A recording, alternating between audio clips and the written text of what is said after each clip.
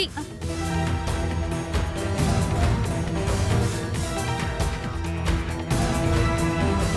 കല്യാണി, നീ ആ വിളക്കൊക്കെ ഒന്ന് മാറ്റി വെക്ക്.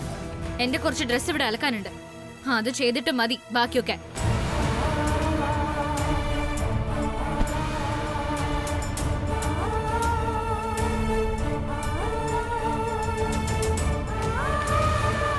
അതെ, നിന്നെ പോലെ 100-ന്റെയും 200-ന്റെയും ചീപ്പ് ഡ്രസ് ഒന്നും അല്ല ഇത്.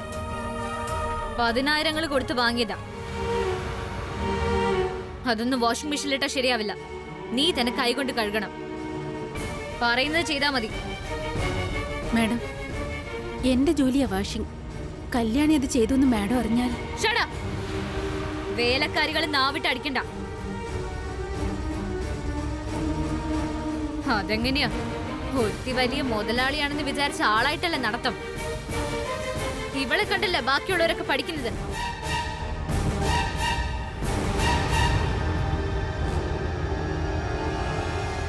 അല്ല, കമൽ എന്താ ഇവിടെ?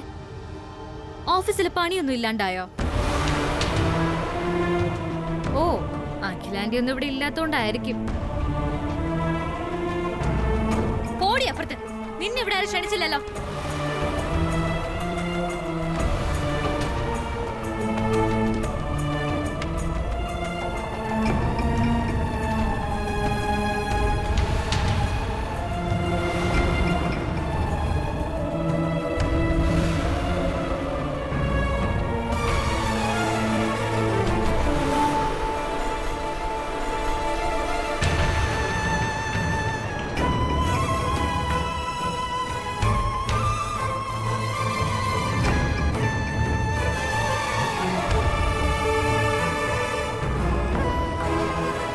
എനിക്കറിയാടി, വാഷിംഗ് നിന്റെ ജോലി അല്ലാന്ന്.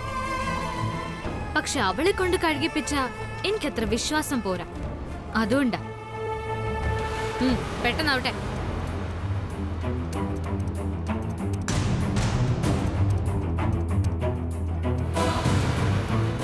ഇല്ലില്ല, പ്രൊപ്പോസലിനനുസരിച്ച് ഞങ്ങൾക്ക് എന്തെങ്കിലും ചെയ്യാൻ പറ്റത്തുള്ളൂ. ഓക്കെ, ശരി ശരി. അപ്പൊ പറഞ്ഞതുപോലെ. നന്ദന മേഡം വന്ന് കല്യാണിയോട് ഡ്രസ്സ് കഴുകാൻ പറയുവാണ്. വെറുതെ ഞങ്ങളോടും തട്ടിക്കേറി. അല്ല, ഒരു നിമിഷം നിക്ക്. അത് ഞാൻ മറന്നല്ലോ. തുണി കഴുകുന്നത് രണ്ടാമത് മതി. അതിനു മുമ്പ് എന്റെ മുറിയിൽ മറ്റൊരു പ്രശ്നമുണ്ട്. ടോയ്ലറ്റിന് ഒരു വൃത്തിയുമില്ല.